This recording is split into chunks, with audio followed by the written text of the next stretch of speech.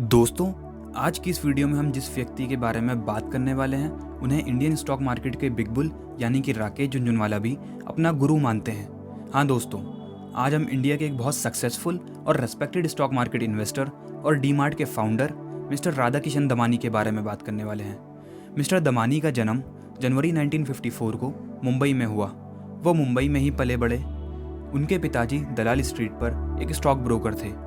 राधाकिशन दमानी ने मुंबई विश्वविद्यालय में बीकॉम की पढ़ाई की, लेकिन कॉलेज के एक साल बाद ही उन्होंने अपनी पढ़ाई छोड़ दी थी।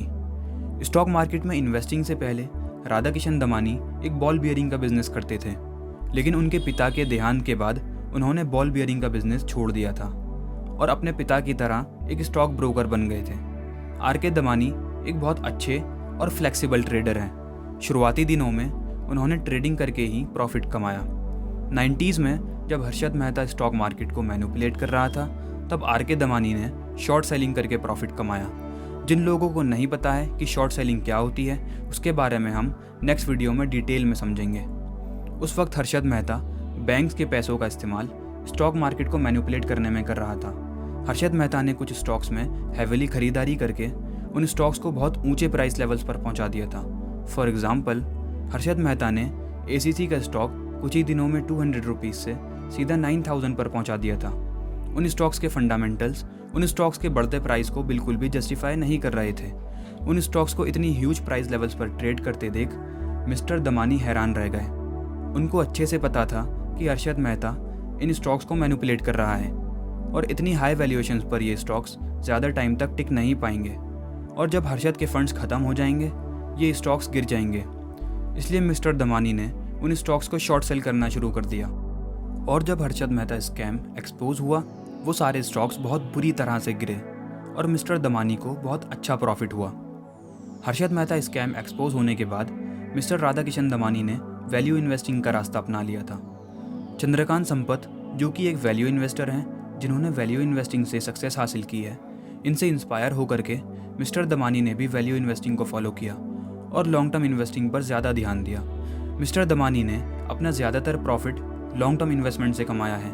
अपने स्टॉक मार्केट के करियर में मिस्टर दमानी ने बहुत सारे मल्टीबैगर स्टॉक्स ढूंढे हैं। मिस्टर दमानी ने साल 2000 में VST इंडस्ट्रीज़ के शेयर्स 80 रुपीज़ के प्राइस पर खरीदे थे और आज इसकी प्राइस 3300 रुपीज़ है।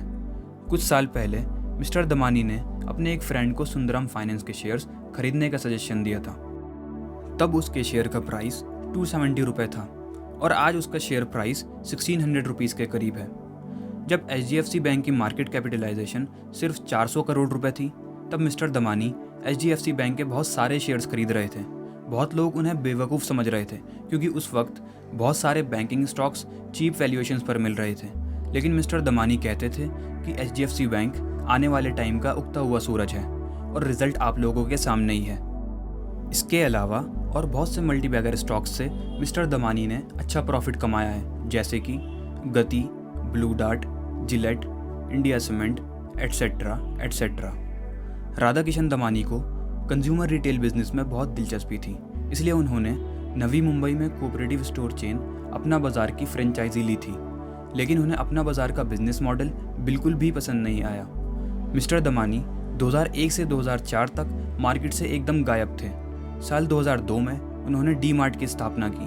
जब 2001 और 2002 में प्रॉपर्टीज़ के रेट्स बहुत गिरे हुए थे, तब मिस्टर दमानी ने इसका खूब फ़ायदा उठाया और डीमार्ट के स्टोर्स के लिए सस्ते दामों पर प्रॉपर्टीज़ खरीदी।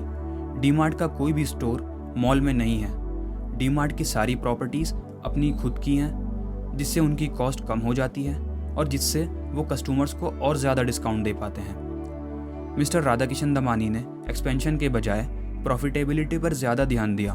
प्रॉफिटेबल होने के बाद फिर उन्होंने तेज़ी से एक्सपेंड करना शुरू किया।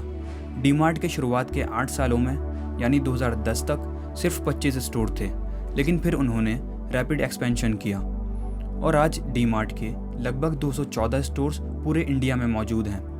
दोस्तों, डीमार्ट का IPO 21 मार्च 2017 को आया था। IPO के बाद मिस्टर दमानी इंडिया के 70th रिचेस्ट बिजनेसमैन बन गए थे। दोस्तों, मिस्टर दमानी एक कॉलेज ड्रॉप आउट हैं। उन्होंने बीकॉम के फर्स्ट ईयर के एग्ज़ाम के बाद अपना कॉलेज छोड़ दिया था। कोई फॉर्मल डिग्री ना होने के बावजूद भी वो आज इंडिया के एक one of the most successful and respected stock market investor हैं। दोस्तों, एक स्टॉक मार्केट इन्वेस्टर का काम होता है एक अच्छे बिजनेस को ढूंढना, लेकिन मिस्टर दमानी ने अच्छे बिजनेस को ढूंढकर उनमें इन्वेस्ट तो किया ही, साथ में उन्होंने एक अच्छा बिजनेस खड़ा भी किया जो ना कि उनके लिए बल्कि शेयर होल्डर्स के लिए भी वेल्थ जनरेट कर रहा है। मिस्टर दमानी अपनी गलतियों पर कभी भी रिग्रेट नहीं करते। वो बाकी इन्वेस्टर्स की तरह अपनी गलतियों को एक्सेप्ट कर लेते हैं और उनसे कुछ ना कुछ सीखते हैं। मिस्टर राकेश झुनझुनवाला, जो आज इंडिया के एक बहुत सक्सेसफुल इन्वेस्टर हैं, वो कहते हैं कि राधाकिशन दमानी का उनकी सक्सेस में एक बहुत बड़ा हाथ है। एपटेक लिमिटेड और क्रिसिल लिमिटेड जैसी कुछ कंपनीज में राधाकिशन दमानी और राकेश झुनझुनवाला दोनों की इन्वेस्टमेंट हैं। मिस्टर दमानी एक बहुत सिंपल आदमी है। वो हमेशा वाइट शर्ट और वाइट पैंट पहनते हैं, इसलिए मार्केट में उन्हें मिस्टर वाइट एंड वाइट के नाम से भी जाना जाता है। मिस्टर दमानी मीडिया से दूर रहना पसंद करते हैं। वो कहते हैं कि इंसान को हमेशा इतनी खामोशी से काम करना चाहिए कि किसी को भी पता ना चले, आगे चलकर उसकी कामयाबी शोर मचाएगी। फोर्ब्स के अनुसार मिस्टर राधाकिशन दमानी की नेटवर्थ आज अप्रैल 2021 के हिसाब से $16.5 बिलियन यानी करीब 1 लाख करोड़ है, और वो आज इंडिया के 4th रिचेस्ट पर्सन हैं। मिस्टर दमानी एक फिलैंथ्रोपिस्ट भी हैं। डोनेशन करते टाइम वो अपना नाम गुप्त रखना ही पसंद करते हैं। अगर आपके जहन में इस वीडियो से रिलेटेड या फिर स्टॉक मार्केट से रिलेटेड कोई डाउट या क्वेरी है तो आप हमें कमेंट बॉक्स में कमेंट करके बता सकते हैं। दोस्तों, आप हमारे लिए बहुत ज़्यादा स्पेशल हैं, इसलिए हमारे चैनल को ज़रूर सब्सक्राइब करें ताकि आप हमारे शेयर मार्केट और फाइनेंस से रिलेटेड वीडियोस रेगुलरली देख सको, और वीडियो को ज़रूर लाइक कर दीजिएगा ताकि यूट्यूब हमारे चैनल की और भी वीडियोस आपको रिकमेंड करे। धन्यवाद।